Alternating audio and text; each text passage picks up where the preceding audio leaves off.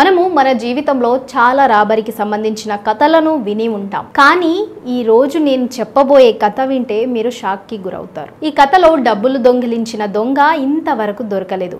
అసలు ఆ దొంగ ఎవరు, ఏ దేశానికి చెందినవాడు అనేది ఇప్పటికీ మిస్టరీ. 1971 నవంబర్ 4వ తేదీన ఒక మధ్య వయసు కలిగిన వ్యక్తి, దాదాపు 40 సంవత్సరాలు ఉంటాయి, సూట్ మరియు టై వేసుకొని పోర్ట్లాండ్ ఇంటర్నేషనల్ ఎయిర్పోర్ట్ కి ఒక బ్రీఫ్ కేసుతో వస్తాడు. ఈ వ్యక్తి తన పేరు డాన్ కూపర్ అని చెప్పి నార్త్ వెస్ట్ ఓరియంట్ ఎయిర్లైన్స్ లో ఒక టికెట్ కొనుక్కుంటాడు. ఈ టికెట్ సియాటెల్ వెళ్ళడానికి తీసుకున్నాడు. ఈ ప్రయాణం కేవలం 30 నిమిషాలు ఉంటుంది. టికెట్ తీసుకున్న కూపర్ 18C సీట్లో కూర్చుంటాడు. కూపర్ కూర్చున్న కాసేపటి తర్వాత విస్కీ మరియు సోడా ఆర్డర్ చేస్తాడు. కూపర్ కూర్చున్న ఫ్లైట్ 305. మధ్యాహ్నం 2:50 టేక్ ఆఫ్ చేసిన తర్వాత అటెండెంట్ ను పిలిచి ఒక పేపర్ నోట్ ఇస్తాడు. ఫ్లైట్ అటెండెంట్ మాత్రం కూపర్ తనని ఫ్లర్ట్ చేస్తున్నాడని, ఈ పేపర్ నోట్ లో తన మొబైల్ నెంబర్ ఇచ్చి ఉంటాడని అనుకున్న తాను ఆ పేపర్ నోట్ చూడకుండా తన బ్యాగ్ లో వేసుకుంటుంది. ఈ విషయం గ్రహించిన కూపర్ అటెండెంట్ ను పిలిచి మెల్లగా, మిస్, మీరు నా పేపర్ నోట్ చూస్తే మంచిది, ఎందుకంటే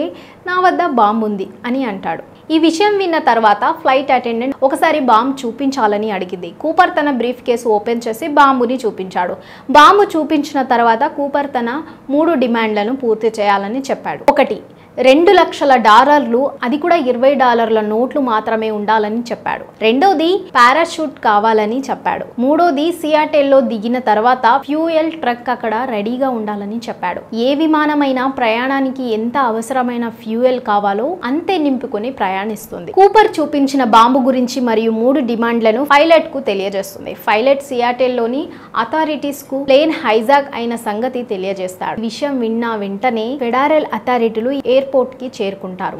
అటు ప్రభుత్వం కూడా కూపర్ అడిగిన డబ్బును సమకూర్చడానికి అనుమతి ఇస్తుంది. అక్కడ ఉన్న బ్యాంక్ వాళ్ల సహాయంతో $20 నోట్లు కలిగిన $2 లక్షల డబ్బును ఏర్పాటు చేయడం మొదలు పెడతారు. ప్లేన్ లో ఉన్న మిగతా ప్యాసింజర్లు మాత్రం హైజాక్ అయిన విషయం తెలీదు. మిగతా ప్యాసింజర్లకి టెక్నికల్ ఇష్యూ ఉన్నందుకు ఫ్లైట్ డిలే అవుతుందని చెప్పారు. ఇదంతా జరుగుతున్న సమయంలో కూపర్ మాత్రం ఏమి జరగడం లేదన్నట్టుగా కూల్ గా, నర్వస్ అవ్వకుండా అందరితో మాట్లాడుతూ ఉంటాడు. సాయంత్రం 5:24 డబ్బు రెడీగా ఉందని కూపర్ కి తెలియజేస్తారు. 5:39 ప్లేన్ ఎయిర్పోర్ట్ లో ల్యాండ్ అవుతుంది. కూపర్ పైలట్ తో ప్లేన్ ను అందరికీ కనిపించేలా అన్ని ప్లేన్లకు దూరంగా ఆపమని కోరుతాడు. ఫ్లైట్ లో ఉన్న అన్ని విండోస్ లను మూసివేయమని కోరుతాడు. ఫ్లైట్ ల్యాండ్ అయిందని గ్రహించిన అధికారులు ఎయిర్పోర్ట్ మేనేజర్ చేతికి డబ్బులు మరియు పారాషూట్ ఇచ్చి పంపిస్తారు. డబ్బు అందిన తర్వాత కూపర్ అందరూ ప్యాసింజర్లను మరియు ఫ్లైట్ అటెండర్లను దిగి వెళ్లమని కోరుతాడు. ఫ్లైట్ లో ఫ్యూయల్ నింపేటప్పుడు పైలట్ తో తన ఎస్కేప్ ప్లాన్ చెప్తాడు.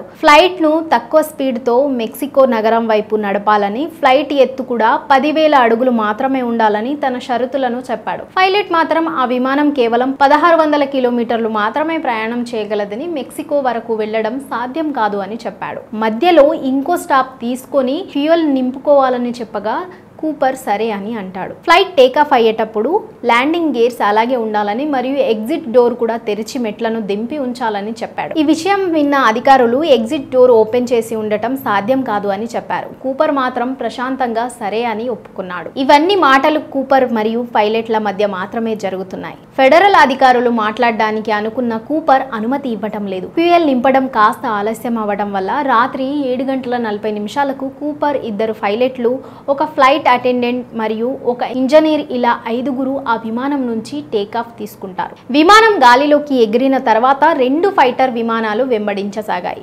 ఒక ఫైటర్ విమానం పై నుంచి మరొక ఫైటర్ విమానం కింది నుంచి కవర్ చేస్తూ కూపర్ కు కనిపించకుండా వెళ్తున్నాయి. ఫ్లైట్ టేకాఫ్ అయిన వెంటనే కూపర్ ఫ్లైట్ అటెండెంట్ ను కూడా కాక్పిట్ లో మిగతా వాళ్లతో వెళ్లి ఉండమని చెప్తాడు. కూపర్ మనీ బ్యాగ్ ను తన ఛాతి భాగంలో కట్టడం చూసిన ఫ్లైట్ అటెండెంట్ కాక్పిట్ లోకి వెళ్లి పైలట్లకు చెబుతుంది. కూపర్ కు ఏమైనా సహాయం కావాలా అని అడగగా వద్దు అని చెప్పాడు. కాసేపటికి ఎగ్జిట్ డోర్ ఓపెన్ అయి ఉందని వార్నింగ్ మెసేజ్ కూడా వచ్చింది. ఫ్లైట్ ప్రెషర్ లో మార్పు వచ్చింది. అనుకున్న ప్రకారం 2వ ఫ్యూయల్ స్టాప్ కోసం 10:15 నెవాడా ఎయిర్పోర్ట్ లో విమాన ఎగ్జిట్ డోర్ ఓపెన్ అయి ఉండగానే ల్యాండ్ అవుతుంది. ఫ్లైట్ ల్యాండ్ అవగానే ఫెడరల్ మరియు పోలీస్ అధికారులు విమానం ని చుట్టుముట్టారు. ఆ విమానంలో కూపర్ లేడు అనే సంగతి కాసేపటికి వారికి అర్థమైంది. కూపర్ పారాషూట్ సహాయంతో విమానం నుంచి కిందికి దూకేశాడు.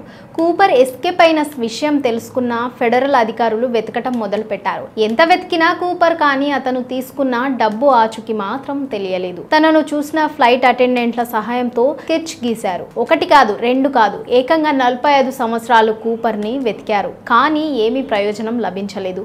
ఈ 45 సంవత్సరాలలో ఎంతో మందిని అనుమానించారు, కానీ కూపర్ ని మాత్రం పట్టుకోలేకపోయారు. అమెరికా హిస్టరీలో ఇన్ని సంవత్సరాలు ఒక వ్యక్తి కోసం వెతకడం చాలా అరుదు. ఇది డాన్ కూపర్ యొక్క కథ. మీకు ఈ కథ నచ్చినట్లయితే నాకు కామెంట్ చేసి చెప్పండి.